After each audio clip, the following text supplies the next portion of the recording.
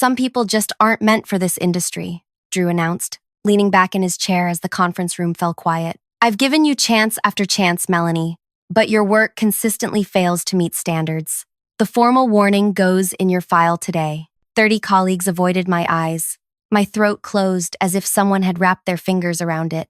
I'd been blindsided in the weekly department meeting, a public execution designed to humiliate me in front of everyone I'd worked with for 4 years.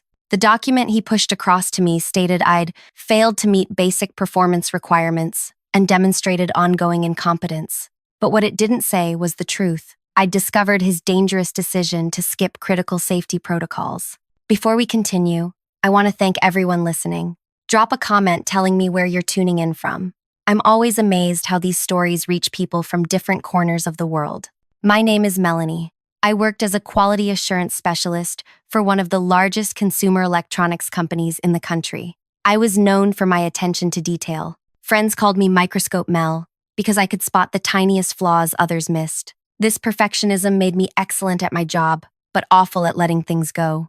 I grew up in a small town where my dad fixed farm equipment. He taught me that doing things right meant doing them safely. Shortcuts get people hurt, he'd say, while showing me how to properly check hydraulic lines or secure equipment. This wasn't just philosophy. His brother lost 3 fingers when someone rushed a repair job. When I started my career, I carried this value with me. I believed in the company's mission of creating safe, reliable products. For 4 years, I thrived. My performance reviews sparkled with praise like meticulous, thorough, and committed to excellence. 3 promotions later, I became the lead quality specialist for our newest product line. Everything changed when Drew Hudson transferred from the company's overseas division. He replaced my previous manager, Irene, who retired after 20 years. Where Irene valued thoroughness, Drew worshipped speed. We're not in the business of perfection, he announced during his first team meeting. We're in the business of delivery dates. In the beginning, I gave him the benefit of doubt. Maybe his aggressive timelines would push us to be more efficient without sacrificing quality. I volunteered for extra projects, stayed late, and learned to streamline my review processes. For 2 months, we maintained an uneasy balance. Then came the Horizon project. Horizon was our new flagship product, a health monitoring device worn against the skin. The company had invested millions in development, and executives expected it to dominate the market. Drew had personally promised the CEO a release date 6 weeks earlier than originally planned.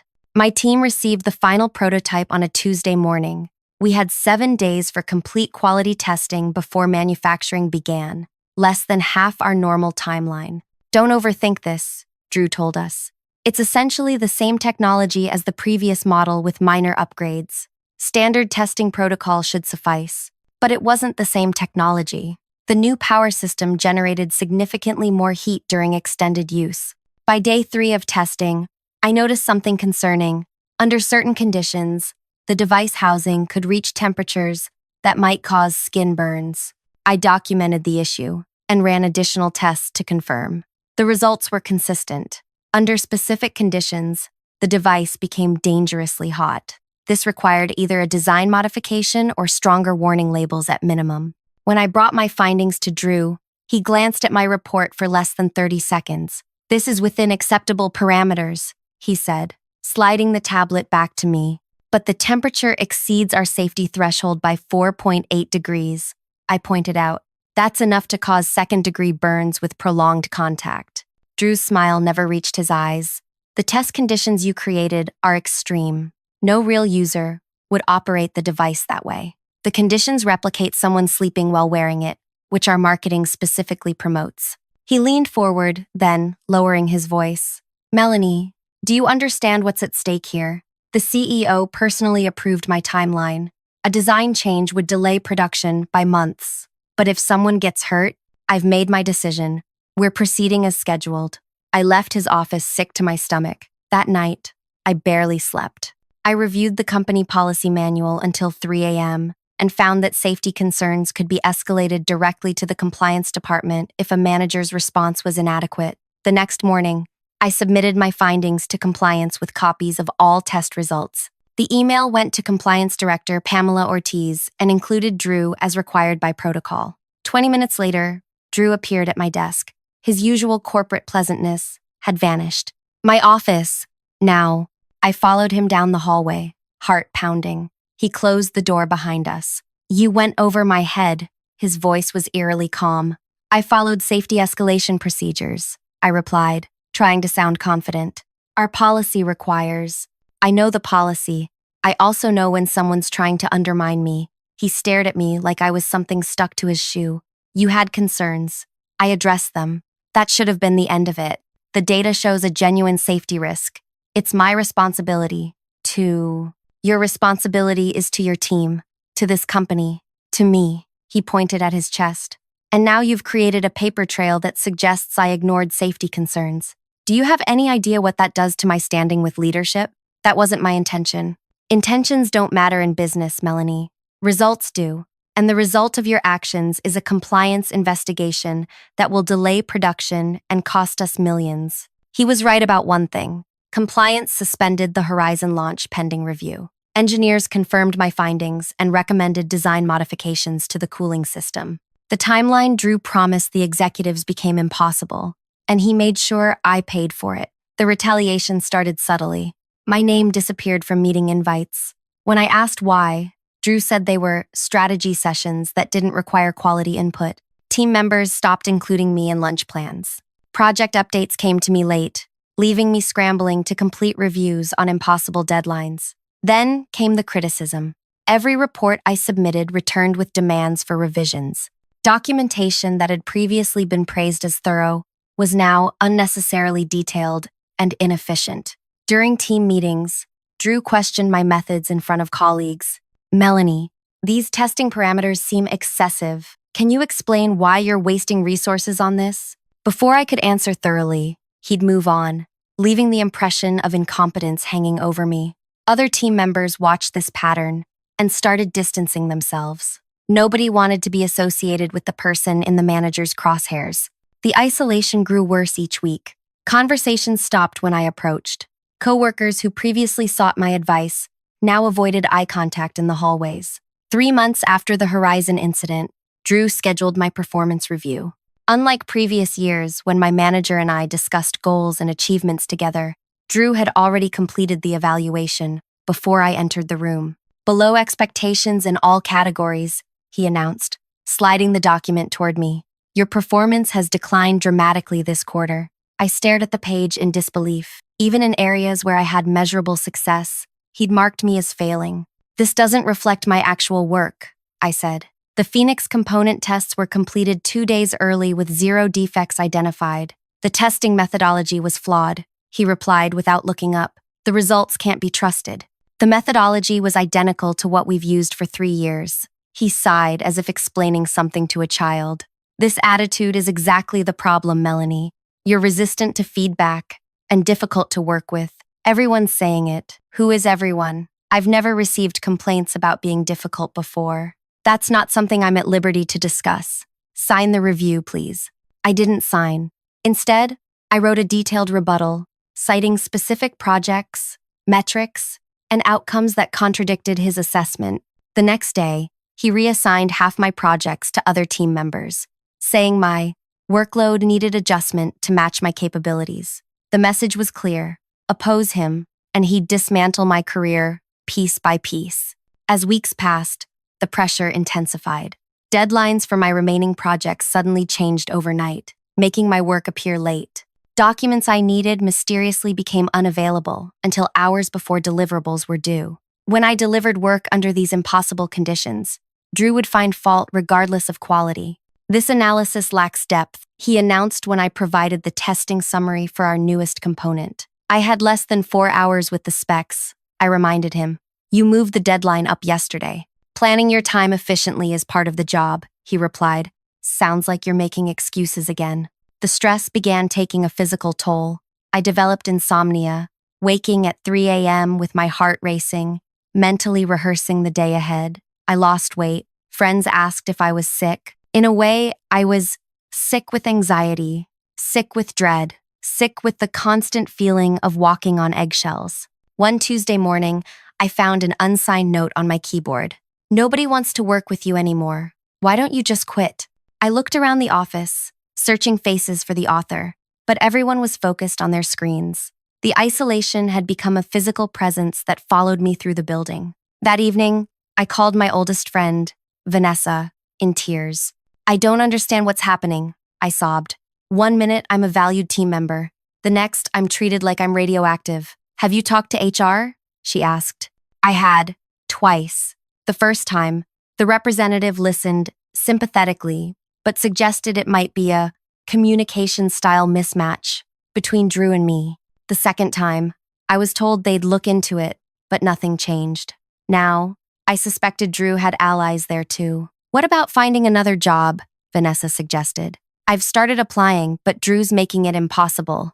Last week, a recruiter told me they'd called for a reference, and Drew told them I was technically incompetent and unreliable. He's poisoning my reputation throughout the industry." Vanessa was quiet for a moment.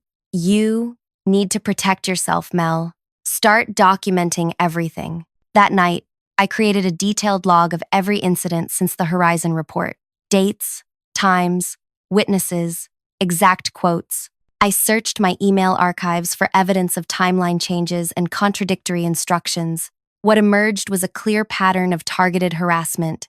I also learned our state had one-party consent for recordings. I could legally record conversations without informing Drew. The next day, I downloaded a recording app on my phone. When Drew called me into his office for one of his attitude adjustment meetings, I pressed record before sitting down. "Close the door," he said, not looking up from his computer. I did, then sat in the chair across from his desk. He made me wait nearly 2 minutes before acknowledging me. "Melanie, we need to discuss the testing delay on the Archer components." "There was no delay," I replied. "I submitted the report yesterday, ahead of the original timeline. The timeline changed. The team needed those results Monday. I was never informed of any change." He leaned back, looking almost amused. "Communication goes both ways. You need to stay connected with the team instead of working in isolation. I've been excluded from planning meetings for the past month because your negative attitude disrupts the collaborative environment we're trying to maintain." He folded his hands on his desk. "Look, Melanie, this isn't working. You just don't understand how things work here." For 30 minutes, he detailed my supposed failures, interrupted my responses, and shifted blame onto me for situations he had engineered. I let him talk, my phone silently capturing every word. This became our new routine. Weekly criticism sessions, behind closed doors, always without witnesses, where his behavior differed dramatically from his public persona. In team meetings, he maintained professional courtesy while subtly undermining me. In private, the mask came off. "Let's be honest," he said during one recorded session. "Your career here is finished. The only question is whether you leave on your own or wait to be pushed out." "Is that a threat?" I asked quietly.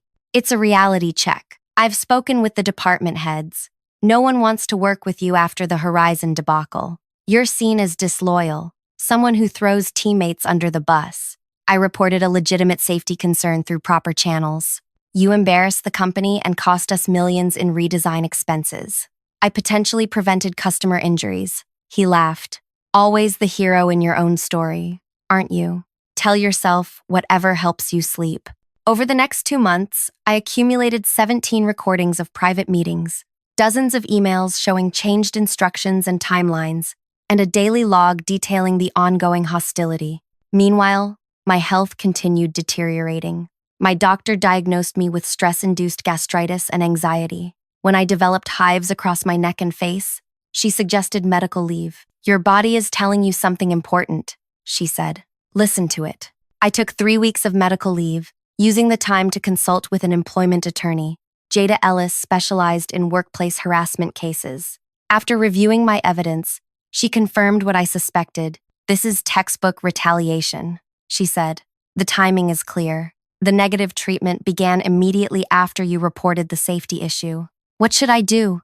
I asked. "First, we send a formal complaint to the company's legal department documenting the retaliatory pattern. Then we consider a complaint with the state labor board. They take whistleblower retaliation very seriously." "Will I keep my job?" Jada's expression softened. "Honestly, Melanie, that environment is toxic. Even if we force them to stop the retaliation, working there will remain difficult. but we can fight for severance and ensure Drew faces consequences. I knew she was right. The thought of returning made me physically ill, but something else troubled me deeply. What about the safety issue? Drew buried my report, convinced compliance it was an overreaction, and pushed the product forward anyway. That's a separate but related issue. If the company ignored genuine safety concerns, we can report that to regulatory authorities. The day my medical leave ended, I submitted my resignation along with a detailed complaint to the legal department, outlining Drew's retaliation.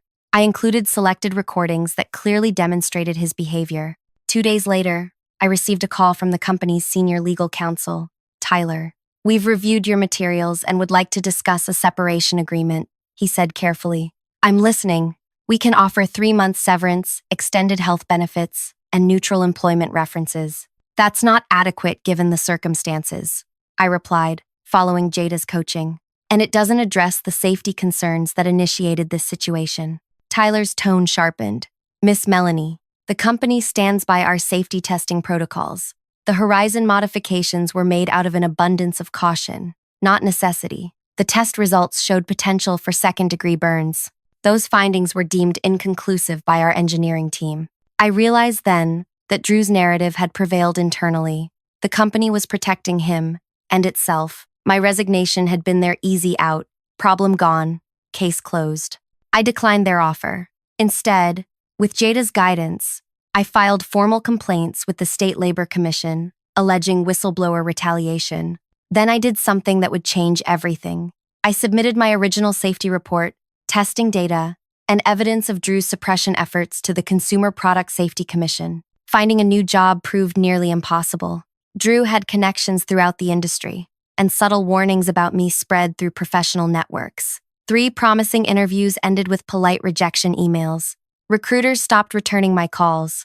At my lowest point, I moved back to my hometown, took a job at the local hardware store, and wondered if standing up for safety had been worth destroying my career. Then came a phone call that changed everything. "Is this Melanie?" The woman's voice was brisk, professional. "Yes, who's calling?" "My name is Diane Lopez. I'm an investigator with the State Labor Commission. We've reviewed your retaliation complaint and would like to interview you next week." That single call renewed my hope. Someone was taking my claims seriously. During our meeting, I provided Diane with all my evidence: the recordings, emails, timeline of events, and medical records showing the physical impact of the harassment. "This is unusually well documented," she noted, reviewing my materials. "Most cases come down to he said, she said, but you've provided clear evidence." "I had to protect myself," I explained. "No one else would." "The consumer safety report you filed, has there been any action on that?" "Not that I'm aware of." Diane made a note. "These cases often interconnect. If a company retaliates against safety reporting, there's usually more going on." She was right. 3 weeks later, I received another call, this time from the Consumer Product Safety Commission.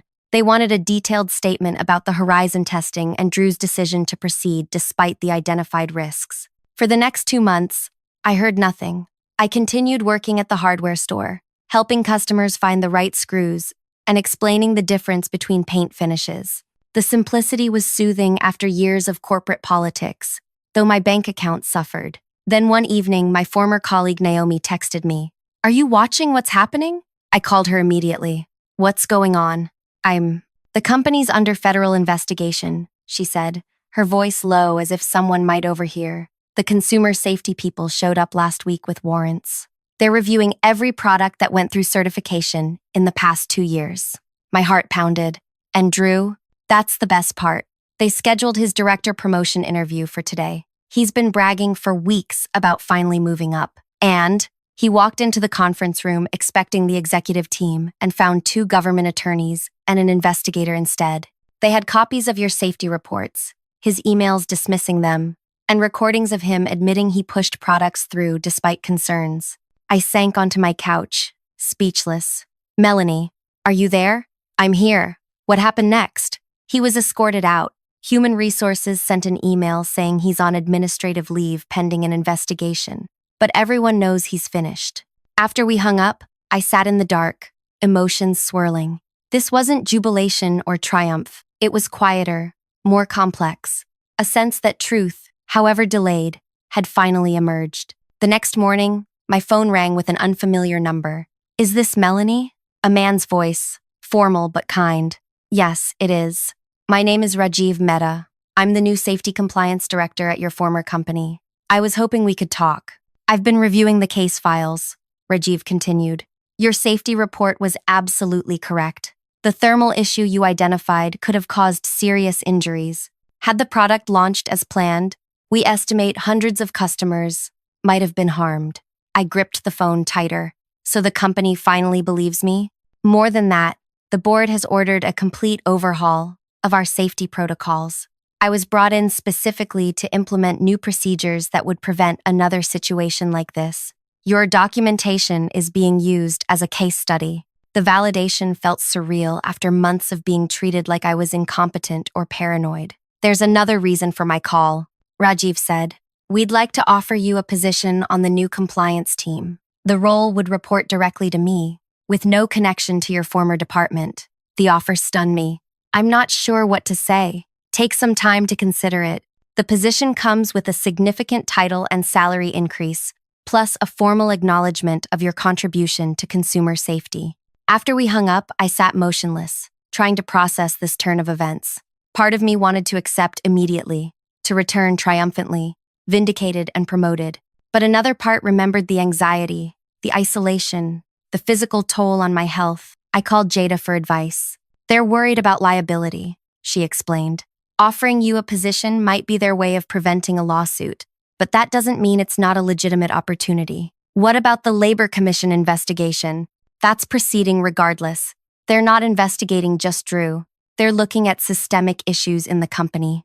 Your case opened a door." Over the next week, more details emerged. The federal investigation had expanded beyond just the Horizon product.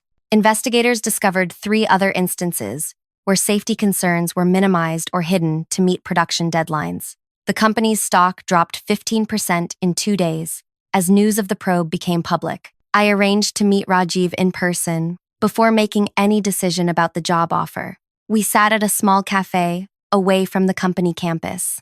"I appreciate the offer," I began, "but I need to understand what really happened with Drew. Why was he protected for so long?" Rajiv stirred his coffee thoughtfully. The culture rewarded delivery above all else. Drew produced results, or appeared to. His department consistently hit deadlines when others didn't. Executives noticed that, not the corners he was cutting, and no one questioned his methods. People who raised concerns tended to disappear from the organization. He created a fear-based environment where speaking up meant career suicide. Sound familiar? I nodded. "What happens to him now?" "He's been terminated. The board reviewed your recordings and other evidence. The legal team believes he may face personal liability for deliberately suppressing safety information." 2 days later, I received a call from Diane at the Labor Commission. "I wanted you to hear this directly from me," she said. "We've completed our investigation and found clear evidence of whistleblower retaliation. The company has agreed to a settlement rather than face public hearings." "What kind of settlement?" "A significant financial penalty, mandatory compliance training for all managers, and regular audits of their whistleblower protection practices for the next 5 years." I took a deep breath. "And Drew?" "We've referred his case to the district attorney's office for potential criminal negligence charges. Deliberately concealing product safety risks falls under criminal statutes in this state." The reality of what was happening hit me fully then. Drew wasn't just losing his job, he might be facing criminal prosecution. The system designed to protect consumers and employees was actually working. Later that day, I received an email from Pamela Ortiz, the original compliance director who had received my safety report months earlier. Her message was brief but direct. "I owe you an apology. I should have defended your findings more vigorously. I let myself be persuaded that your concerns were excessive. That was a failure on my part." Amidst these developments, I still hadn't decided about Rajiv's job offer. I scheduled a meeting with him to discuss the compliance team's new structure and authority. "The team now has direct reporting lines to the board," he explained. "No department manager can override safety findings or push a product forward without addressing identified concerns." "That sounds promising," I acknowledged. "But organizational charts change all the time. What happens when quarterly targets are missed and executives start looking for ways to speed things up?" That's exactly why we need people like you. Rajiv leaned forward. People who've seen the consequences of cutting corners and won't back down when pressured. His sincerity was convincing, but I still hesitated. I need more time. Of course, the position remains open. 2 weeks later, I received an unexpected visitor at the hardware store. A woman in her early 60s approached the counter where I was organizing inventory. "Are you Melanie?" she asked. "Yes. Can I help you find something?" She extended her hand. "I'm Gloria Jenkins. I'm on the board of directors at your former company." My surprise must have shown on my face. "I hope you don't mind my tracking you down," she continued. "I've been reviewing the safety investigation findings. Your report saved our company from a potential disaster." "I was just doing my job," I replied, "which is exactly why I'm here. The board is implementing comprehensive changes to our safety culture. We need people who understand the real purpose of quality control." She handed me a business card. "I'd like you to consider a senior position leading our new product safety division. Unlike Rajiv's offer, this role would report directly to the board." "Why me?" I asked. "There must be dozens of qualified people without my complicated history with the company." Gloria smiled slightly. "We don't want someone who fits in comfortably. We want someone who's proven they'll stand up for what's right, regardless of personal cost." She looked around the hardware store. "You had a promising career that was derailed because you refused to compromise on safety. That's exactly the integrity we need." After she left, I called Jada again to discuss both offers. She advised caution, but acknowledged the opportunity. If the role reports to the board with clear authority, it could be a genuine chance to create change, she said. "But document everything, always. Organizational memory is short, and today's hero can be tomorrow's target." While weighing my options, I received news that the Consumer Product Safety Commission had ordered a recall of 87,000 units of another product Drew had pushed through approval. The estimated cost to the company exceeded $15 million. That same week, a former team member reached out. Terry had been one of the colleagues who distanced himself during Drew's campaign against me. "I should have spoken up," he said when we met for coffee. "We all saw what was happening, but everyone was too afraid of becoming his next target." "Why are you telling me this now?" I asked. "Because I need to apologize, and because you should know that everyone respected what you did. After you left, people started talking more openly about Drew's methods. Your stand made others brave enough to finally speak up. It doesn't feel brave when you're losing everything," I admitted. "But you didn't lose," Terry pointed out. "You're the only one who came through this with your integrity intact." 3 months after filing my original complaints, I made my decision. I declined both job offers from my former company. Instead, I accepted a position with the State Consumer Protection Agency. The role paid less than the corporate offers, but would allow me to help implement safety standards across entire industries. On my first day, my new director introduced me to the team. "Melanie comes to us with unique insights into how companies sometimes prioritize profits over safety," she said. "Her experience will help us better identify potential issues before consumers are harmed." As for Drew, the consequences continued unfolding. The district attorney brought charges for knowingly concealing product safety information. The case never went to trial. He accepted a plea agreement that included a substantial fine, community service, and probation. More devastating for him, the agreement required public acknowledgement of his actions, which effectively ended any chance of another executive position. The company implemented all the promised changes to their safety protocols and paid a $4.2 million settlement to the Consumer Product Safety Commission. Their new advertising heavily emphasized their commitment to product safety, a direct response to the public relations damage from the investigation. 6 months into my new role, I received an email from Naomi with an article link. The headline read, "Former Executive Barred from Industry After Safety Scandal." Drew had been sanctioned by the Industry Certification Board, preventing him from holding any position with safety oversight for 5 years. "Thought you'd want to see this?" Naomi wrote, "People still talk about you here. You've become something of a legend, the quality specialist who brought down a director and changed the whole company." Her words should have felt triumphant, but my feelings were more complicated. I had never wanted to be a whistleblower or a symbol. I'd simply wanted to do my job protecting consumers from harm. The personal cost had been enormous. A derailed career path, financial setbacks from months of unemployment, friends and colleagues lost, and the lasting anxiety that still occasionally woke me at night. Yet I couldn't regret my decisions. Every time I saw a product recall announcement or read about safety improvements in consumer goods, I felt a quiet satisfaction knowing I'd contributed to a system that, however imperfectly, worked to protect people.